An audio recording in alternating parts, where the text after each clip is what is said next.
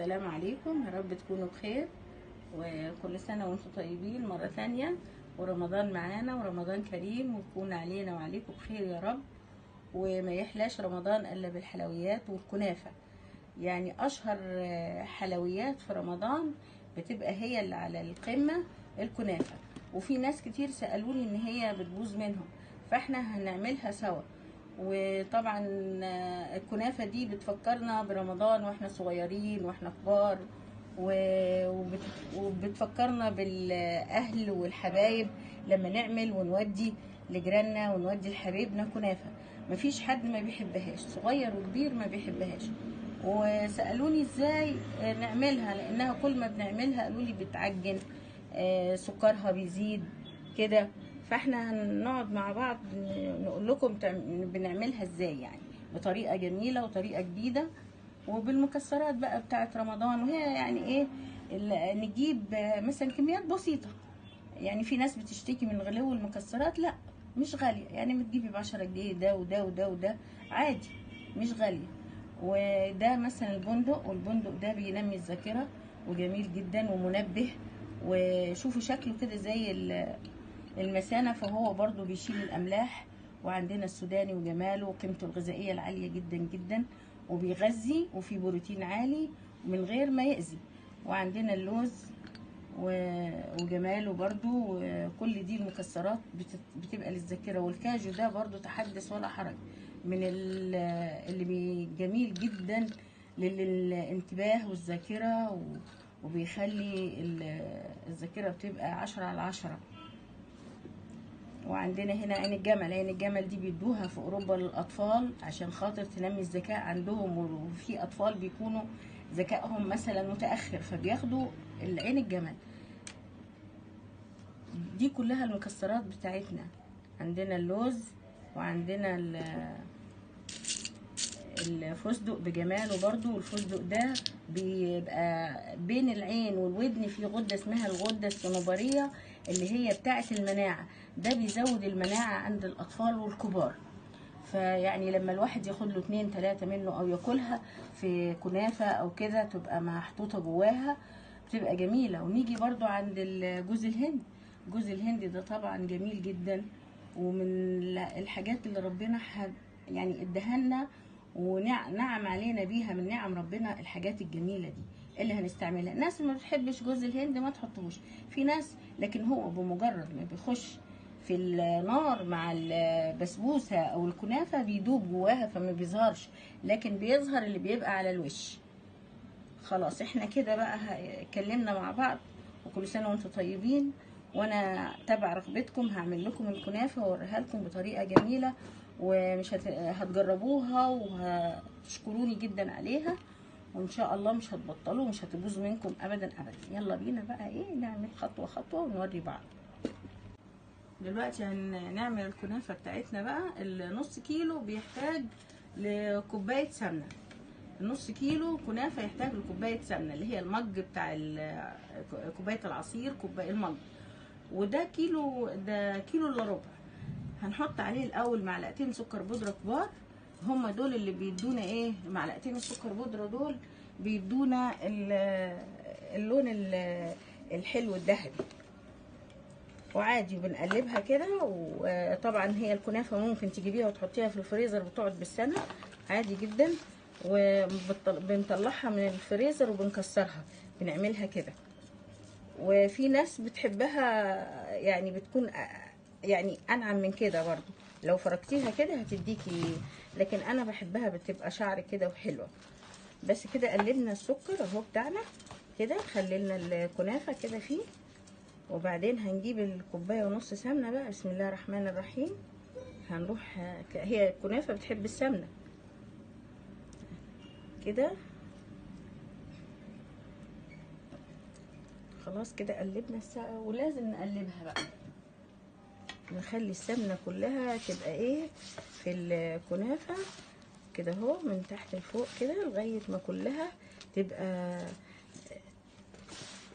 شربت، كلها تبقى شربت الزيت، الكنافه شربت السمنه اهي. كل ما تعملي كده تلاقيها بسم الله ما شاء الله اهي شربت معانا اهي.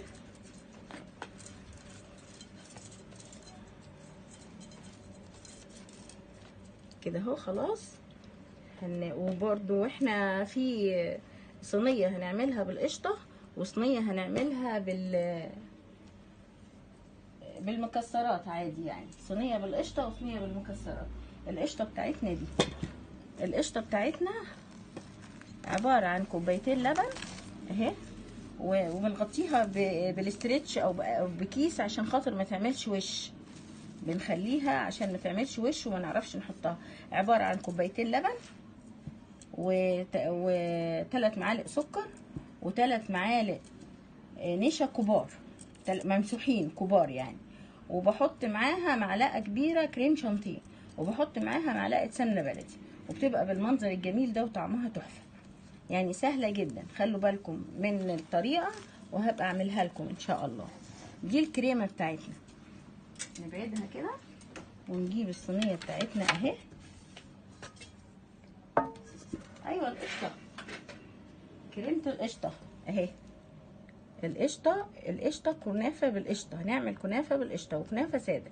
دي القشطه اللي هي بكوبايتين لبن، هنقول تاني كوبايتين لبن عليهم 3 معالق سكر و3 معالق كبار نشا ومعلقه كريم شانتيه ومعلقه سمنه بلدي او زبده، ونقلبها كويس من يعني وهي على النار، ما نسيبش ايدينا من التقليب مستمر لغايه ونوطي النار لغايه ما تبقى بالمنظر الجميل ده.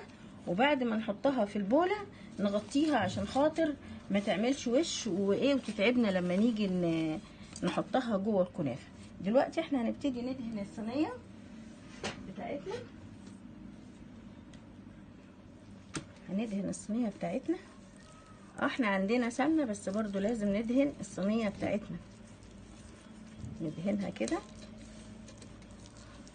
ممكن في اي صينيه وبس ما تكونش الصينيه يعني حرفها عادي، يعني ما يجيش في صينيه المكرونه ونحط ونقول طلعت مش كويسه معانا، لا. هنجيب بقى شويه كده نوزعهم، وممكن نوزع كده الكاجو بالطريقه دي عشان لما نقلبها كده يطلع يبقى شكله جميل. او السوداني هنخلي دي كده ودي كده وكده.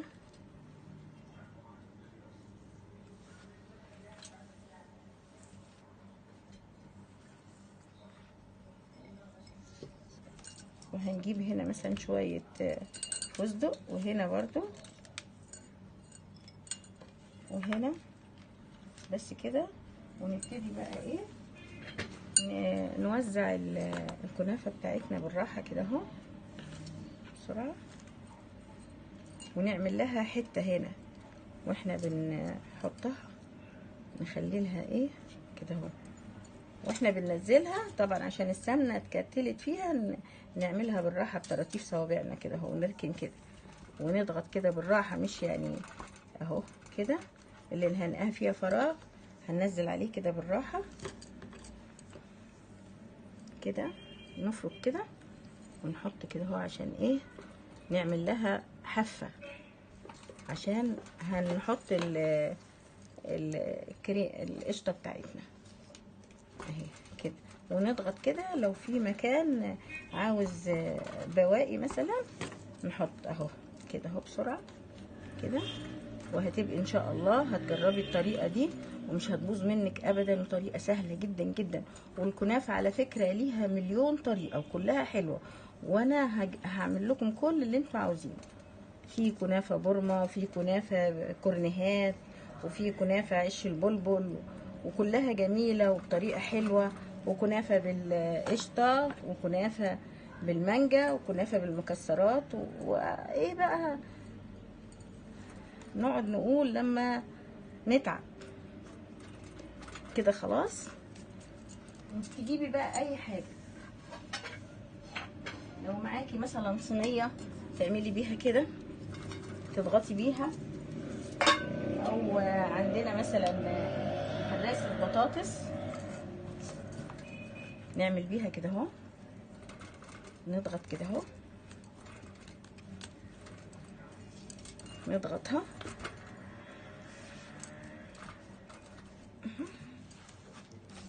الحته دي كده مليانه، تضغطيها ضغطه جامد كده اهو، بس كده. وتحاولي لما تقطعيها يعني جامد، تقطعي الكنافه ما تخليهاش سليمه. وما بتتحط في الفريزر كمان بتدينا نتيجه هايله هايله، فانتي ممكن تخزنيها برضو من سنه لسنه بتقعد. هنجيب بقى القشطه بتاعتنا،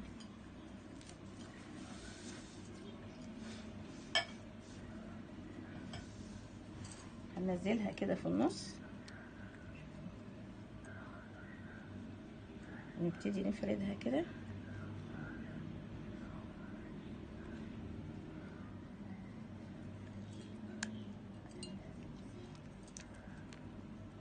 عايزاها تقيله، قشطه تقيله تحطي، عايزاها قشطه خفيفه ممكن ترققيها.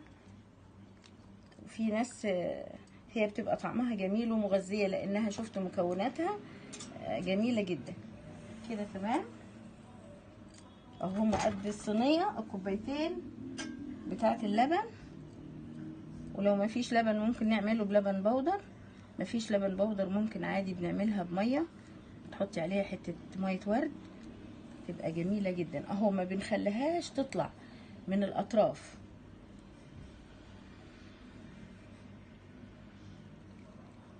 كده. تمام، بس نبتدي بقى نجيب بقيه الكنافه ونوزعها كده.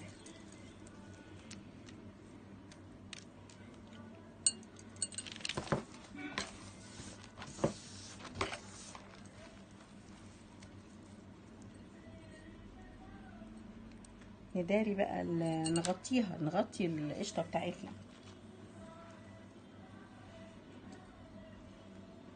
تضغطي بقى ايه بالراحه كده،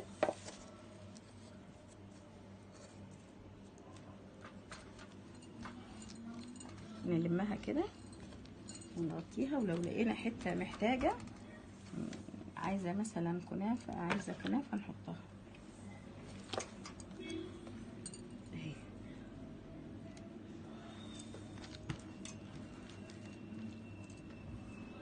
اهي كده اهو القطع، بس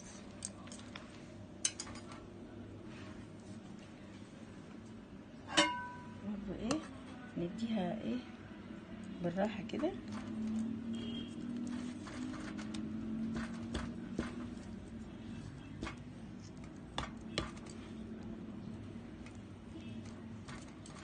عشان القشطه بتاعتنا هنضغط ضغط خفيف بقى، مش زي اللي عملناه في الاول. ونحاول ندخل بقيه الكنافه كده، نضغط عليها ضغطات كده حنينه.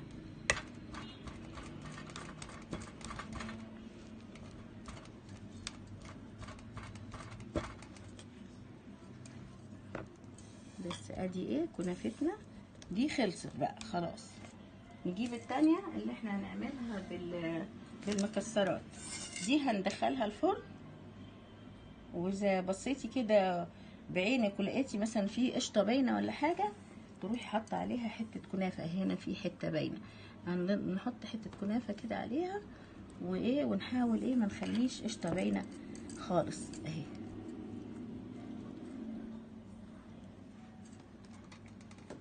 ممكن برضو بالصينيه ننزل عليها كده اهو، كده اهو بالراحه اهي خلاص.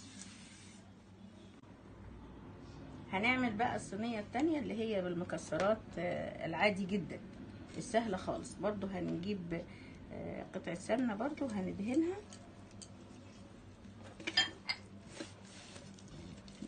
كده بس خلاص. وهنجيب الكنافه بتاعتنا. قبل ما نجيب الكنافه بتاعتنا عشان ما نغلطش الغلطه الاولانيه، هنبتدي بقى ايه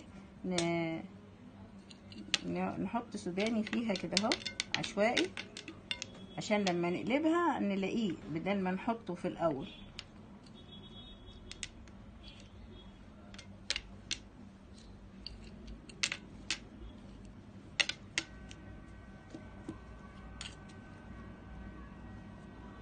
نحطه كده كده وكده وكده وكده بس خلاص، شويه وشويه كده اهو.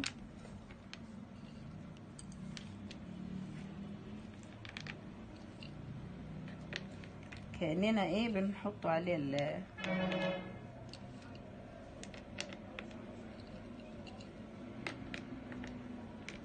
بس. ونبتدي بقى نرشها كده الكنافة، نوزعها برضه.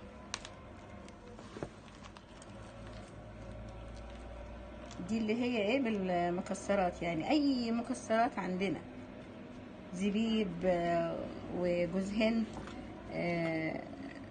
سوداني، المكسرات بتاعتنا الموجودة ندقها مع بعض في المطحن ونحطها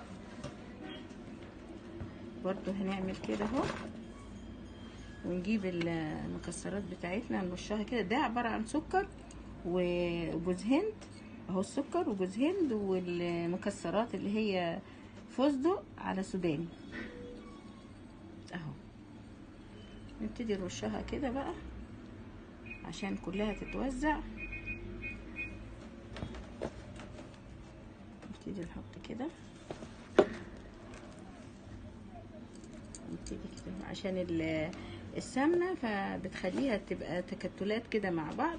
احنا نروح نعملها كده اهو، نفكها بطراطيف صوابعنا ونبتدي ايه بقى نوزعها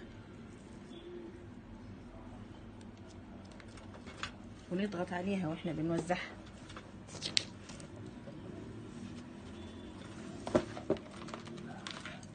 اهي كده. ان شاء الله هتطلع احلى كنافه.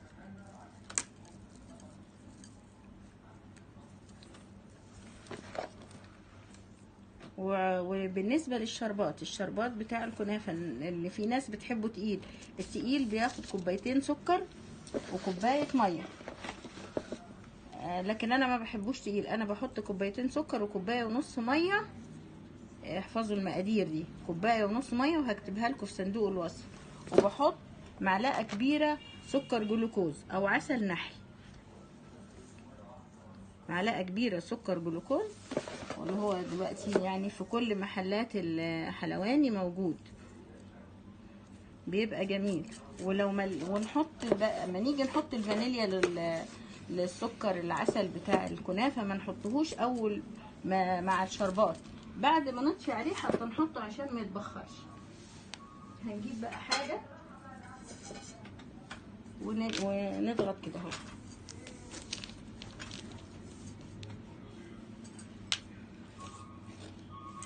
هنضغط كده اي حاجه، طبق صح، كوبايه تكون ليها كعب كده، او ممكن مثلا حاجه ازاز كده اهو، يعني تتصرفي باي حاجه. احنا طبعا عشان خاطر تبقى الطبقه بتاعتها متماسكه مع بعضيها، هي عشان ما تبقاش هايشه وما تستويش مع بعض وتطلع تطلع اول ما نزقيها في الهيشان يخليها تعجن. فاحنا بنضغطها كده عشان تبقى طبقه واحده وطبقه سميكه وتستوي مع بعض. لكن لما تكون هايشه مش مضغوطه هتعمل ايه بقى؟ لما تكون هايشه مش مضغوطه طبقه تستوي وطبقه لا، وما نيجي نزقيها طبقه تشرب وطبقه لا وهتعجن. لكن كده يبقى السوا واحد، وان شاء الله تشوفوها. ونحاول نضغط الاطراف دي اللي هي ايه باينه كده. الصينيه التانية خدت نص كيلو كنافه، ودي خدت حوالي ربع كيلو كنافه. هنبتدي بقى نولع الفرن على 160 ونحطها ونبشرها. اول ما نلاقي الاطراف بتاعتها من هنا كده ابتدت خدت اللون الذهبي، خلاص تبقى استوت. نبتدي بقى نحمر اللي عنده بوتاجاز، نفتح الشوايه. الفرن فوق وتحت. اول ما تتحمر من فوق وتاخد اللون ده الذهبي من الجناب خلاص تبقى كده استوت. ونطلعها وهي سخنه تهدى كده، يعني ايه دقيقتين نزقيها بالشربات بتاعها. ما بيبقاش بارد، ما بيبقاش سخن، بيبقى بارد ومش ساقع من التلاجة، لا يكون بدرجة حرارة المطبخ. يلا بقى نروح نحطها ونوريها لكم بعد ما تستوي مع بعض. ادي الكنافة طلعت، شوفوا شكلها ذهبي وجميل ازاي، وباين على الحروف بتاعتها نفس اللون اللي في الحرف. اما نقلبه هنلقاه نفس اللون. هنبتدي بقى ايه، يعني خليتها خدت كده دقيقتين بره، مش على طول. اول ما طلعت من على الفرن هنبتدي ايه نزقي بالمقصوصه كده عشان ايه ما تاخدش مننا شربات كتير. وايه ادي، ونروح للصغننه الحلوه دي كمان اهي. شايفين المقصوصه بتبقى زي شايفين اهي. نروح للجنب كمان، هنخلي بقيه الشربات لما نقلبها نديها كمان على الناحيه التانية. فدلوقتي هنقلب ونشوف بقى ايه الجمال. نقلبها وهي جميله جدا وشكلها ذهبي، بس الكاميرا ظلمها طبعا عشان الدنيا ليل. هنبتدي بقى ايه نقلبها. بسم الله الرحمن الرحيم اهي.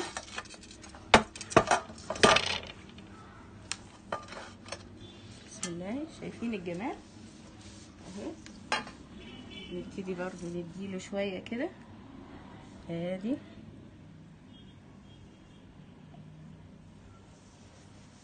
وهنروح نقلب التانية برضو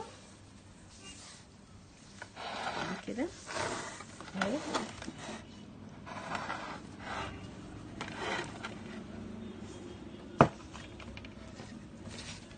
نجيب دي كده عشان سخنة، بس نمسح الصحن كويس اهي. بسم الله اهي.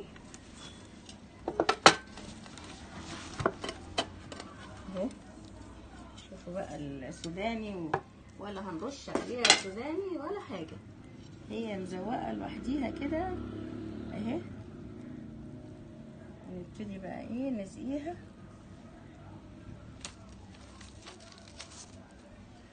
شوفوا الجمال والحلاوة.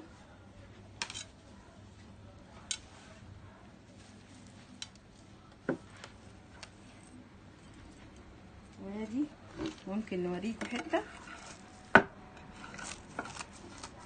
بأي حاجة بقى، بسكينة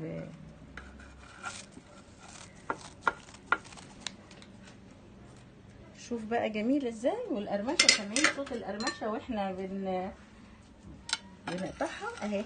بسم الله الرحمن الرحيم. شايفين القشطة وجمالها اهي.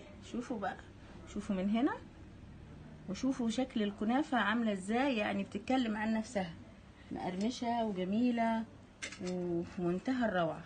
والريحة ايه بقى، ريحتها جميلة جدا اهي. وشوفوا القشطة قاعدة زي ما هي ازاي، يعني ولا نشفت ولا حاجة، دي اللي بالقشطة.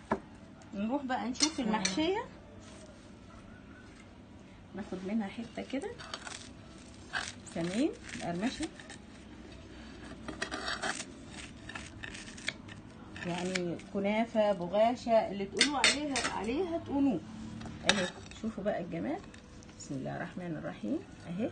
شايفين جميلة، اللي ما بيحبش القشطة ولا حاجة اهي.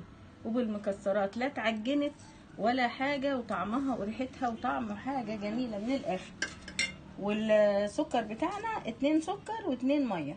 انا ما بحبش التقيل قوي، رغم كده شوفوا سمكو الشربات بتاعنا اهو. شوفوا سمكو اهو، 2 سكر ده و2 ميه، وحاطين عليه ربع ملح ليمون او نص ليمونه صغيره.